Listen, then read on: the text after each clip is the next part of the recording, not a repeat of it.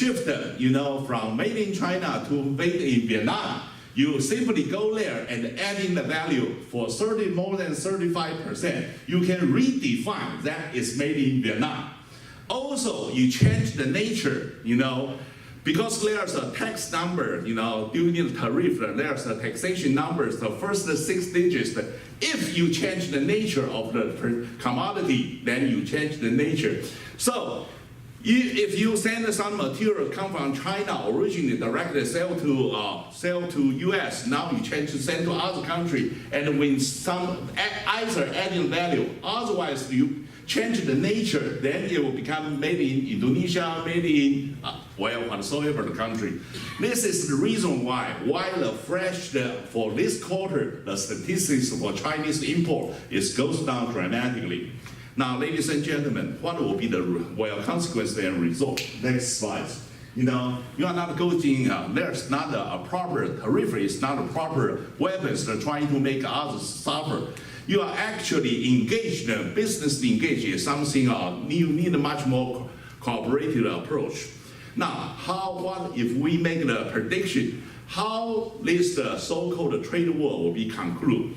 First, when it ends, Mr. Trump will claim, whatsoever, how awful the U.S. business, Mr. Trump will still claim he win the war. No matter how many businesses suffer, he will still insist that he win the war. Second, most likelihood, the likelihood will be with a solution, with no solution. In Chinese Mandarin is the 不了了之. Why? Because the U.S. take an over-ambitious agenda. The reason why they have talked each other for 12 rounds, because there's something like 17 chapters that they have talked about. If you have the only talk about very last items, the possibility to reach agreement is getting higher. But if you like to talk something agreement, a thing like the Constitution, it maybe takes a year. This is reason why they talk so much, so many times and goes to nowhere. Because all those negotiators, from the U.S. side is over ambitious. They should be much more realistic and set a finite, the goal and not something over ambitious. The worst case is they claim they would like to have the structure change.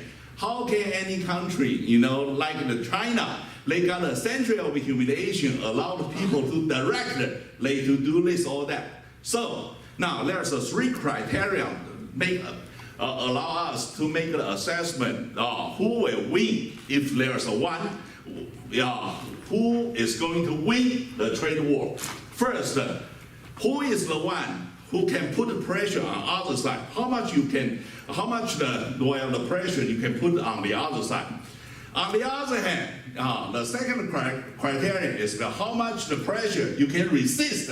Perhaps it's just like a fighting. You beat others. Some people is very good at to beat others, but is very weak when he being hit back. He's very fragile. So you are not only can put in the pressure on others, you can also resist the pressure.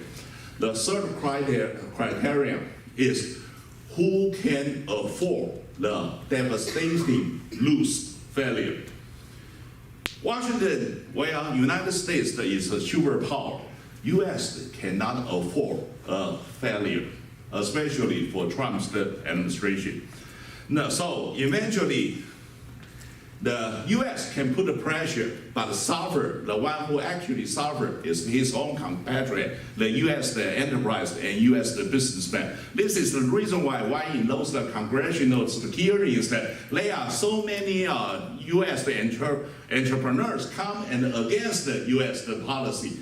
Now, have you ever heard about any Chinese businessman or enterprise that come in against their own government's policy? The answer is no. Why? Because the Chinese government, the socialist regime, provide a lot of subsidy and a lot of the scheme trying to help their business to find a way and seek for survival. Now, ladies and gentlemen, which administration is creating his own enemy from his own business? So, who will become the majority? Now, ladies and gentlemen, all these things, they are very, very nature. Next. See that? How can you shut the door to the war? You know, one of the reasons the U.S. can be the superpower because open to the war, you know, embraced all the animosity, trying to accommodate the people from, everyone can be an American who come from any place in the war. Then this is the reason why, to justify and make the U.S. become a great superpower. Next. And during this rivalry, you see those statistics, how those statistics ever told you. That means in the past 2 years, there's a lot of business in the U.S. they have not well prepared because they expect there's some result will eventually come. But the Chinese is relatively not so naive. They know that eventually, you know, you must prepare for some coming storm because it might be a solution with no solution. So before the terrible consequence will come to you, you find some way to accommodate and try some refine adjustment in order to keep your own business survival. Next. So, next. So this is the clash. This is the mutually damaged and both sides hurt. This is the reason why the Chinese government say that we are not afraid to fight with you. If you really insist to fight, we can also join the fight. But we don't want to see that because both sides will suffer and both sides will be damaged. Next. Next. A lot of people, they expect China will use some nuclear bombs, those treasury bombs, you know, in their hand and sell it out and make the U.S. suffer because undermine the U.S. financial stability. The answer is no. Now there's many ways to make as I say, there's a lot of scheme you can make the other side be suffer, but you are not so stupid which they also destroy yourself because there's a lot of treasury bonds in the U.S. vault, in the Beijing's vault. So they are not going to destabilize. The stability is something which the Xi Jinping wants to seek. And for Mr. Trump, he wants to seek about something change. So he can tolerate instability. Now this is the reason why I personally believe that there's a lot of arguments say that Chinese is going to dump in a global financial market about treasury bond. That will not happen. Okay, next. So there's a lot of different perception and interpretation. Now, this is something where we come from Taipei or we come from Taiwan. There's a lot of people are so naive that when they see about Mr. Trump talking about make a look at the Beijing, they are suffer, they are very happy.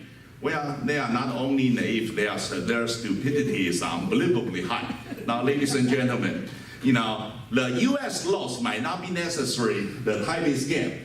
Okay, this is the we only, we all fight for our own interest. You know, we are not going to fight for others' interest. If Washington and Taipei, we do have a parallel interest, yes, we can agree with the U.S. policy. But the third surge, you have a first surge already and second surge. Now is the new surge. They add about 10%, according to Mr. Trump, a very small 10% of a tariff start from the 1st of September. Years ago, there's a story, the U.S. military, they want to go out, live land, and for the overseas commitment, his children say, where you are going, Daddy? Well, I'm going to fight with China. They say, you had better fight it with China and, conclude it before August. And I say, why? You know, because if you're too late, we don't have the Christmas toys. You know, because all the Christmas toys and Thanksgiving gifts, all come from China. Now, ladies and gentlemen, this is